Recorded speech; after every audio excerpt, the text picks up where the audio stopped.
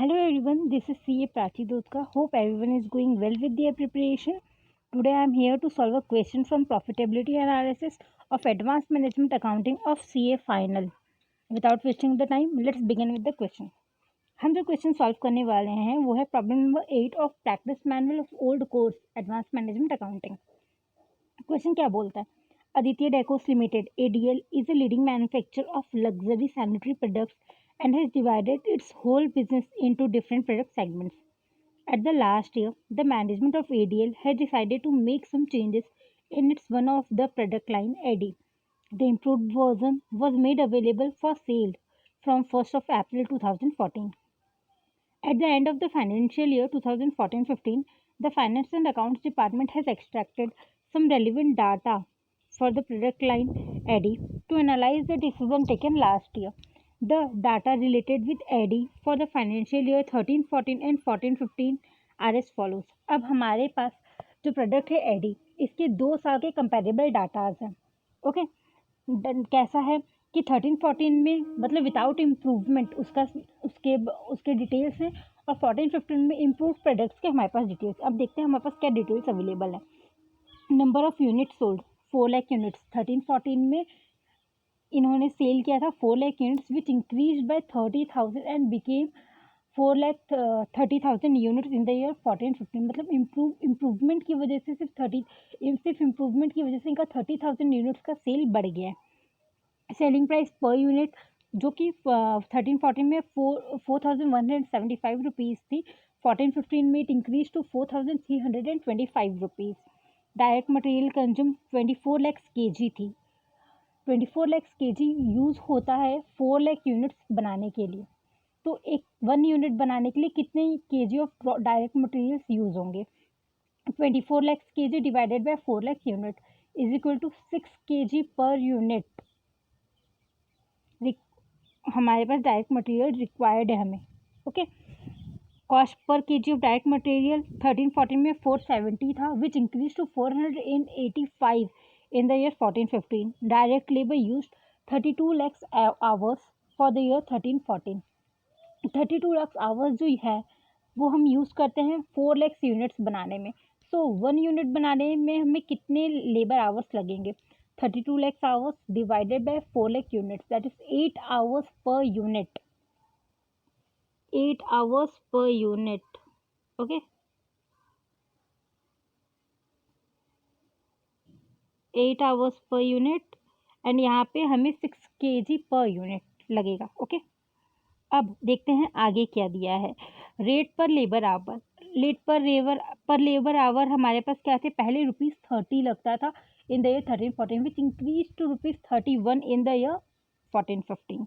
Fixed cost 13-14 में 1,60 लाख था, पर 14-15 में इट इंक्रीज टू 1,76 लाख. ठीक है, अब हमारे पास जो इन्फॉर्मेशन है इससे हम अपन क्या करते हैं, अपन में एक प्रॉफिट स्टेटमेंट बना लेते हैं. पहले फटाफट से एक प्रॉफिट स्टेटमेंट बना लेते हैं. अब प्रॉफिट स्टेटमेंट कैसे बनाएंगे? प्रॉफिट स्टेटमेंट हम सभी को पता है, sales number of unit sold into selling price is equal to sales value. ठीक है, तो 13-14 14-15 का क्यूमुलेटिवली बनाएंगे. Number of unit sold for the year 13-14 4 lakh unit, selling price per unit 4,175. इससे हम निकाल लेंगे 13-14 का sales value, that is 16,700 lakhs. 16,700 lakhs. Same with 14-15 4,30,000 units into 4,325 rupees per unit. इससे हमारा sales value for the year 14-15 क्या निकल गया? 18,597.5 lakhs. अब अपन चलते हैं वेरिएबल कॉस्ट की तरफ. वेरिएबल कॉस्ट डायरेक्ट मटेरियल है हमारा 24 lakh kg in the year 13-14 and cost per kg है 470. So let's multiply 24 lakh kg into ₹470 जो कि होता है 11,280 lakhs. Okay, and direct labour है अपना 32 lakhs इंटू 30 रुपीज़. ये कितना होता है? 960 lakhs. Same let's do with variable cost in the year 14-15. 14-15 में हमारा डायरेक्ट मटेरियल कितना लगा था? 25 lakhs and 25,10,000 kgs and price पर केजी था 485। इससे हमारा डायरेक्ट मटेरियल निकल जाता है 12,173.5 lakhs rupees. Direct labour 34,80,000 into 31 that is 1,078.8 lakhs. अब contribution sales value minus direct material minus direct labour करेंगे तो हमारा आ जाएगा कंट्रीब्यूशन। कंट्रीब्यूशन मेरा आ रहा है 13-14 का 4,460 lakhs and for their 14-15 contribution है 5,345.2 लैक्स माइनस। अब करेंगे हम फिक्स्ड कॉस्ट, तभी तो हमारा प्रॉफिट निकलेगा। फिक्स्ड कॉस्ट हम माइनस करेंगे तो हमारा आता है 160 lakhs for the year 13-14 minus करेंगे एंड फॉर द ईयर 14-15 हम माइनस करेंगे 176 लैक्स। ओके, तो हमारा फॉर द ईयर 13-14 हमारा प्रॉफिट है 4,300 लैक्स का एंड 14-15 का हमारा प्रॉफिट आ जाता है 5,169.2 लैक्स का। ठीक है, अब देखिए हमारा 13-14 की कंपैरिजन में प्रॉफिट इंक्रीज हो गया। कितना इंक्रीज हुआ है? 5,169.2 माइनस 4,300 दैट इज 869.2 का प्रॉफिट। हम 869.2 लैक्स का प्रॉफिट हमारा इंक्रीज हो गया। ये जो हमारा प्रॉफिट इंक्रीज हुआ है इसमें बहुत सारे कंपोनेंट्स इंक्लूडेड हैं। कैसे इंक्लूडेड हैं? कुछ प्रॉफिट का भी पोर्शन है, जैसे कुछ प्रॉफिट बढ़ गया है, हमारा सेल्स बढ़ गया है, सेल्स प्राइस बढ़ गई थी उस वजह से हमारा कुछ प्रॉफिट बढ़ गया, और कुछ कॉस्ट कंपोनेंट्स भी बढ़े हैं और कुछ कॉस्ट कंपोनेंट्स कम भी हुए हैं, जिसका अल्टीमेट रिजल्ट हमें ये इंक्रीज इन प्रॉफिट मिला है। ओके, अब let's continue with the question. Question में रिक्वायरमेंट है, फर्स्ट रिक्वायरमेंट पढ़ेंगे हम पहले। Analyse the changes in the operating income from financial year 13-14 to 14-15 with respect to following components. अब हमारा जो प्रॉफिट में जो डिफरेंस है 869.2 लैक्स का, ये जो डिफरेंस आया है, जो इंक्रीज इन प्रॉफिट जिसे हम बोल रहे हैं, ये जो इंक्रीज इन प्रॉफिट हुआ है, ये चेंजेस क्यों हुआ है, कैसे हुआ है, इसको हमें एनालाइज करना पड़ेगा। एनालाइज करने के यहाँ पे हमें 3 कंपोनेंट्स दिए गए हैं, उनके बेसिस पे हमें इसको एनालाइज करना है। पहला है ग्रोथ कंपोनेंट। ग्रोथ कंपोनेंट क्या होता है? ग्रोथ कंपोनेंट में एक्चुअली हम टोटल के टर्म्स में हम इसे देखते हैं। ग्रोथ कंपोनेंट मतलब जो हमने जैसे पिछले बार 4 लाख यूनिट बेची थी, उसके बाद इस बार 4,30,000 यूनिट्स बेची, तो growth components in terms of quantity of unit sold देखते हैं, increase in quantity of unit sold देखते हैं, तो हम ये उस बेसिस पे देखेंगे। सेकंड आता है अपना प्राइस रिकवरी। प्राइस रिकवरी के को हम ऐसा देख सकते हैं कि 13-14 में जो प्राइस यूज हो रही थी उसके बदले अगर 14-15 के प्राइस यूज होते तो क्या हमारा वही प्रॉफिट, तो हमारे प्रॉफिट में क्या फ़र्क पड़ता। अगर अपन शॉर्ट में देखें तो अपन ये देख सकते हैं कि प्राइसेस में जो फ़र्क आए हैं, जो ग्रोथ मेथड था, ग्रोथ कंपोनेंट था, उसमें हम ये देख रहे थे कि क्वांटिटी में जो फ़र्क आया है उसकी वजह से हमारी रेवेन्यू में क्या इफेक्ट पड़ रही है, रेवेन्यू और कॉस्ट में। और प्राइस रिकवरी मेथड में हम ये देखेंगे कि जो प्राइसेस में जो फ़र्क आ रहा है उससे रेवेन्यू और कॉस्ट पे क्या फ़र्क पड़ता है। एंड तीसरा है अपना productivity components. Okay, so let's begin with answer. देखिए ये है जो, ये वही है कैलकुलेशन ऑफ प्रॉफिट का स्टेटमेंट जो मैंने आपसे अभी बनवाया था। जिन लोगों ने नहीं बनाया है वो कॉपी कर सकते हैं।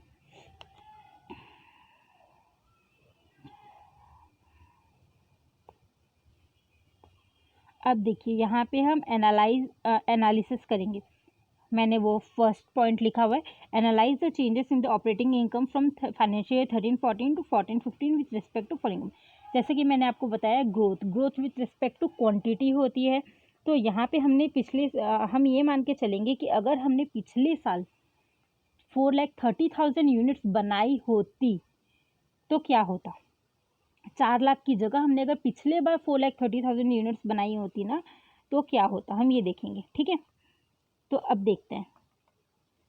अगर हम पिछले बार हमने 4 लाख की जगह 4,30,000 यूनिट बनाई होती तो क्या होता। पहला चीज़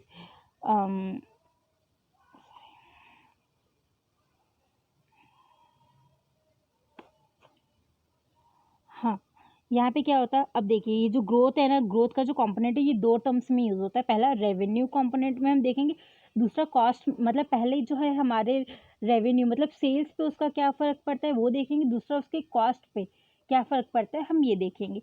तो जो सेल है ना, सेल पे क्या फ़र्क पड़ता है उसको कैसे देखेंगे। पिछले वही हम लोग क्या डिफरेंस निकाल रहे हैं, 4 लाख की जगह हमने 4,30,000 यूनिट बनाई होती तो क्या होता। तो इसीलिए रेवेन्यू को कैसे निकालेंगे, 4,30,000 units minus 4 lakh units into पिछले साल 4,30,000 बेची होती तो क्या था, इसीलिए पिछले बार का सेल प्राइस यूज़ करेंगे, दैट इज़ 4,175। तो इससे क्या होगा, हमारा इंक्रीज इन रेवेन्यू हो रहा है। देखिए इंक्रीज इन रेवेन्यू हो रहा है, इंक्रीज इन रेवेन्यू कितना हो रहा है, 1,252.5 लैक्स का हमारा इंक्रीज इन रेवेन्यू हो रहा है। ठीक है, ये इसमें किसी को डाउट है, अगर डाउट है तो हम इसको एज अ मेथड भी, एज अ फॉर्मूला भी आप याद कर सकते हैं। Actual sale in 14-15 minus actual sale in 13-14 into selling price per unit in 13-14। But easiest method यही है कि पिछले साल अगर हमने 4 लाख की जगह 4,30,000 बेचा होता और पिछले साल की प्राइस में बेचा होता तो हमारा प्रॉफिट कितना बढ़ जाता पिछले साल। ठीक है, अब हम कॉस्ट में देखते हैं इसका इफेक्ट क्या है। कॉस्ट में दो चीज़ों पे इफेक्ट पड़ेगा इसका, एक डायरेक्ट मटेरियल पे, डायरेक्ट लेबर पे। अब डायरेक्ट मटेरियल पे जो इफेक्ट पड़ेगा दैट इज़, अब क्या होगा, डायरेक्ट अगर हम 4,30,000 यूनिट बनाए होते पिछली बार तो ऑब्वियसली हमारा मटेरियल का यूनिट ज़्यादा का केजी ज़्यादा लगेगा। ठीक है, क्योंकि हमें 4 लाख केजी बनाने के लिए डायरेक्ट मटेरियल कितना लग रहा था, 24 लाख लग रहा था। तो और हमने पहले कैलकुलेट की थी कि पर यूनिट हमें 6 केजी लगता है। तो direct material for 4,30,000 units is equal to 4,30,000 into 6 KG. क्यों 6 केजी पर यूनिट के लिए लगता है। ठीक है, तो हमारा आ जाएगा 846 लैक्स का हमारा खर्चा बढ़ जाता है डायरेक्ट मटेरियल का। 846 लैक्स का क्या होता, हमारा डायरेक्ट मटेरियल का खर्चा बढ़ जाता है, इंक्रीज इन कॉस्ट। ओके, अब आते हैं हम डायरेक्ट लेबर पे। डायरेक्ट लेबर पे आए तो डायरेक्ट लेबर पे क्या होगा, अब देखिए डायरेक्ट मटेरियल का खर्चा हमारा बढ़ गया। ऐसे ही हमें अगर 4,30,000 यूनिट्स हम बनाते तो ऑब्वियसली हमारा डायरेक्ट लेबर का भी खर्चा बढ़ता। सो 4,30,000 into 8 hours that is for per unit our minus 32 lakhs जो कि 4 लाख यूनिट्स के लिए यूज़ होता है इंटू 30 क्यों लेंगे हम, क्योंकि पिछले साल की ही तो प्राइस लेंगे ना। हम ये इमेजिन करके बना रहे हैं कि अगर हमने पिछले साल यूज़ की होती तो क्या होता। ठीक है, तो हमारा आ रहा है 72 लैक्स का, हमारा क्या आ रहा है 72 लैक्स का हमारा इंक्रीज इन कॉस्ट है ऑफ डायरेक्ट लेबर। अब हम ये देखना चाहेंगे कि टोटल ग्रोथ कंपोनेंट की वजह से हमारा मतलब चेंज, अपन ऐसा इसको इन टर्म्स में सोच लेते हैं कि सिर्फ यूनिट के चेंज होने से हमारा कितना प्रॉफिट या लॉस हो सकता था। तो 1,252.5 लैक्स का हमारा प्रॉफिट हुआ था, लेकिन 846 और 72 का हमारा कॉस्ट भी लग रहा था। इस वजह से हमारा टोटल 334.5 लैक्स का रेवेन्यू बच रहा है। ठीक है, अब देखिए इसको मैंने ऐसे लिखा हुआ है कि hence increase in revenue due to growth component is equal to increase in revenue minus increase in cost of direct material plus direct labour. I hope सबको समझ में आ रहा है। अब प्राइस रिकवरी कंपोनेंट पे जाते हैं। अब प्राइस रिकवरी कंपोनेंट के लिए अपन ने क्या बात की थी, प्राइस रिकवरी कंपोनेंट के लिए अपन ने ये बात की थी कि हम ये मान के चलेंगे कि 13-14 में अगर 14-15 वाले रेट्स होते अवेलेबल तो उससे हमारे रेवेन्यू और कॉस्ट पे क्या फ़र्क पड़ता। ठीक है, अब देखते हैं इसके भी दोनों जगह यूजेस होंगे। रेवेन्यू में भी इसका इफेक्ट देखना है हमें, कॉस्ट में भी हमें इसका इफेक्ट देखना है। अब रेवेन्यू में हम कैसे देखेंगे, लेकिन रेवेन्यू हम इफेक्ट कैसे देखेंगे, selling price per unit of 14-15। अब हमें ये देखना है प्राइस चेंजेस की वजह से क्या इफेक्ट पड़ रहा है। तो ऑब्वियसली सेलिंग प्राइस अभी कितना है 4325 माइनस प्राइस पिछले साल कितनी थी 4175 इंटू 4,30,000 यूनिट्स क्यों कर रहे हैं, क्योंकि हमें पूरा का पूरा कंपैरिजन जो कर रहे हैं वो 4,30,000 यूनिट्स को बेस लेके करना है, इसीलिए हम 4,30,000 यूनिट्स करें। इसकी वजह से क्या हो रहा है, हमारा ₹640 लैक्स का इंक्रीज इन रेवेन्यू हो रहा है, 645 लैक्स का, सॉरी। अब हम इसका इफेक्ट देखते हैं कॉस्ट पे आते हैं। कॉस्ट पे यहाँ पे पिछली बार ग्रोथ कंपोनेंट में हमने फिक्स्ड कॉस्ट को नहीं लिया था। हमने ग्रोथ कंपोनेंट में फिक्स्ड कॉस्ट को क्यों नहीं लिया था, क्योंकि जब हम ग्रो कर रहे होते हैं, यूनिट्स ग्रो कर रही होती, तो वहाँ पे फिक्स्ड कॉस्ट का कोई रोल ही प्ले नहीं होता है। फिक्स्ड कॉस्ट ग्रोथ कंपोनेंट के लिए इसीलिए नहीं देखते हैं क्योंकि फिक्स्ड कॉस्ट कभी चेंज नहीं होती। हाँ, यहाँ पे फिक्स्ड कॉस्ट चेंज हुई है, लेकिन वो फिक्स्ड कॉस्ट चेंज हुई है, मतलब इसका उसका यूनिट्स के इंक्रीज होने से कोई फ़र्क नहीं पड़ता है। वो जो फिक्स्ड कॉस्ट चेंज हुई है उसका यूनिट्स के चेंज होने में कोई इफ़ेक्ट नहीं है। फिक्स्ड कॉस्ट चेंज हुई है क्योंकि due to market conditions. Fixed cost का ग्रोथ में कोई भी पॉजिटिव या नेगेटिव कोई इम्पैक्ट नहीं होता, इसीलिए हम उसे नहीं ले रहे। लेकिन जब हम प्राइस को कंपेयर कर रहे होते हैं ना, तो प्राइस कंपैरिजन में फिक्स्ड कॉस्ट का रोल होता है। इसीलिए हमने जब प्राइस रिकवरी कंपोनेंट फॉलो कर रहे हैं अभी हम, तो हम यहाँ पर फिक्स्ड कॉस्ट को लेंगे। ओके, पहले हम आते हैं डायरेक्ट लेबर पे। डायरेक्ट लेबर पे क्या आते हैं, डायरेक्ट मटेरियल पे क्या आएंगे हम। पहले देखिए हमारा डायरेक्ट मटेरियल था 485 रुपीज़ का है अभी, माइनस पिछले बार था 470 रुपीज़ का, मतलब पिछले बार से 15 रुपये का हमारा डायरेक्ट मटेरियल का खर्चा बढ़ गया है। इनटू यहाँ ध्यान दीजिएगा, एक यूनिट बनाने के लिए 6 kg लगता है, तो 4,30,000 यूनिट्स बनाने के लिए हमें कितना लगेगा 25,80,000, that is 4.3 lakhs kg 4.3 lakhs unit into 6 kg। ठीक है, तो हमारा यहाँ पर क्या हो रहा है, हमारा कॉस्ट बढ़ जा रहा है 387 लाख से, हमारा डायरेक्ट मटेरियल का कॉस्ट बढ़ गया है। अब यहाँ आते हैं हम डायरेक्ट लेबर पे।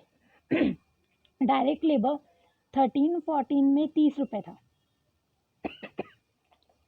विच increase to 31 in the year 14-15, है कि नहीं। अब यहाँ पे क्या होता है 8 आवर्स पर यूनिट यूज़ हो रहा था। अब 4,30,000 यूनिट बनाने के लिए हमारे जो डायरेक्ट लेबर्स यूज़ होंगे वो हैं 34,40,000। ठीक है, 34,40,000 यूज़ हो रहे हैं। कैसे हो रहे हैं, 4,30,000 इंटू 8 आवर्स।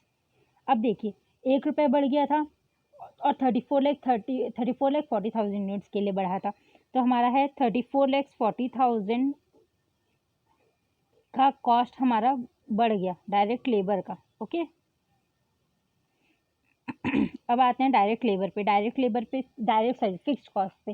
फिक्स्ड कॉस्ट जो है डायरेक्ट दिख रहा है कि पिछले साल 1,60,00,000 था और इस बार 1,76,00,000 हो गया, तो इंक्रीज इन फिक्स्ड कॉस्ट कितने से है 16 लाख से है।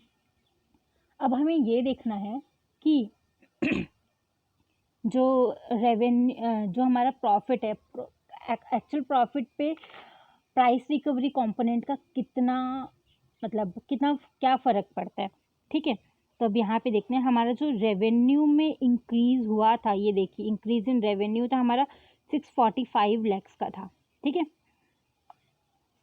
माइनस ये तीनों में देखिए हमारा कॉस्ट बढ़ा हुआ है, minus 387 lakhs, minus 34.4 lakhs, minus 16 lakhs.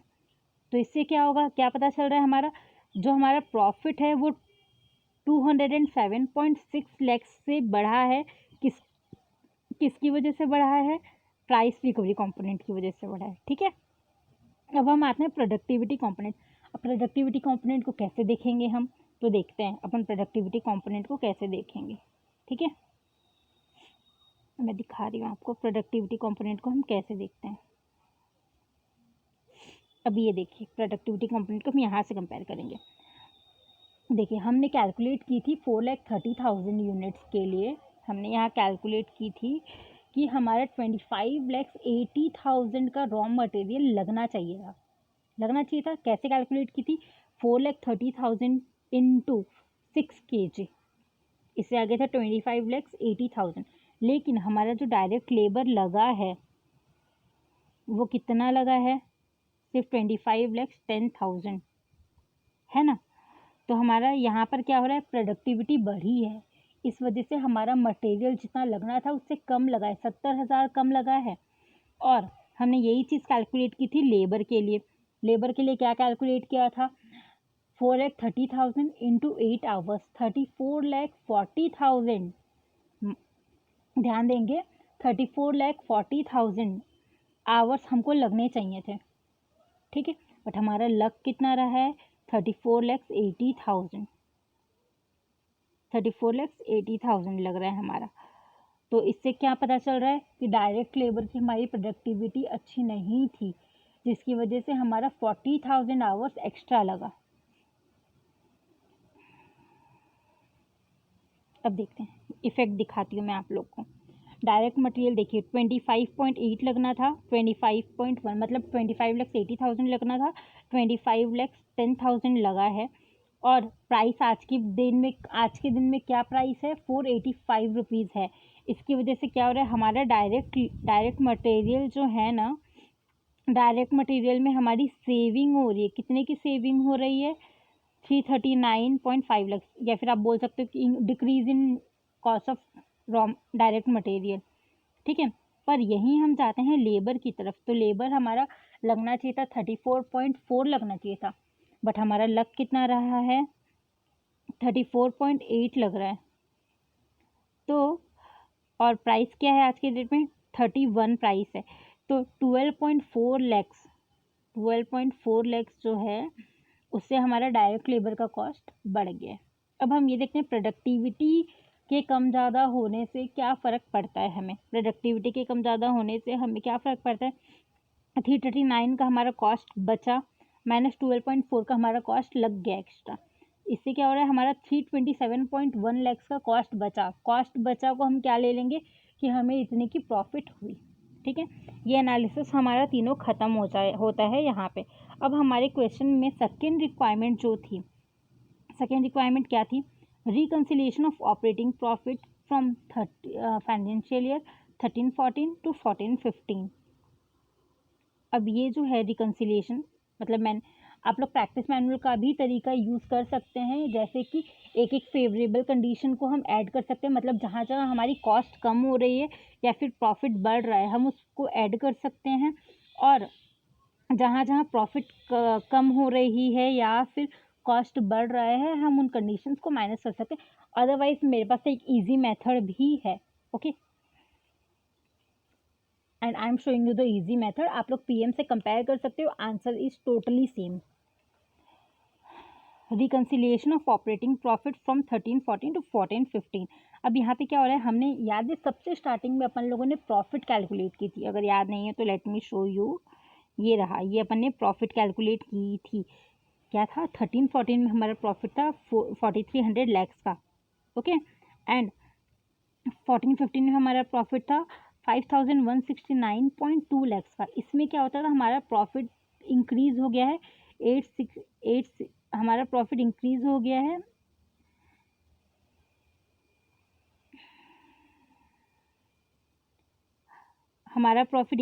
Bye 869.2 lakhs. Okay, अब देखते हैं। अब ये जो 869.2 लैक्स का जो फ़र्क है ना, हमें वही रिकंसाइल करना है कि वो फ़र्क क्यों है। ठीक है, अब आते हैं अपन अपने रिकन्सिलिएशन में। अब देखिए 4,300 ये रहा 13-14 का, ऊपर से लाए अपन। ओके, अब यहाँ पे क्या करते हैं? हमने ग्रोथ कंपोनेंट में हमारा रेवेन्यू कितना बढ़ा निकाला था ना, 334.5। दिखाती हूँ मैं आप लोग को, ये रहा।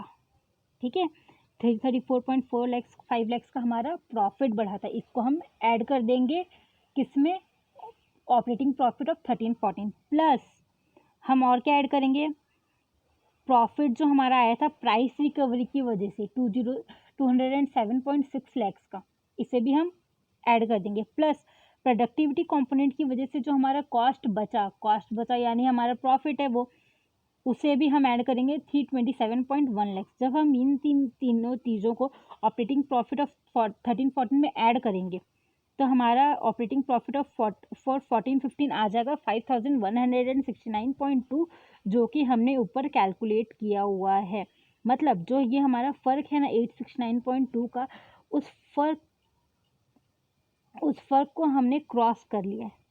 ठीक है, आई होप आप सबको समझ में आया हो, और अगर किसी को नहीं समझ में आया है और जो भी डाउट्स हैं प्लीज़ कमेंट सेक्शन में डू मेंशन। मैं आप लोग की प्रॉब्लम्स को सॉल्व करने की पूरी कोशिश करूँगी। एंड अगर आप लोग को पसंद आया हो और आप लोग चाहते हो कि मैं कोई और क्वेश्चन जो आप लोग से नहीं बन रहा हो सॉल्व करूँ एंड प्रोसीड करूँ, तो please do mention in comment section. Bye.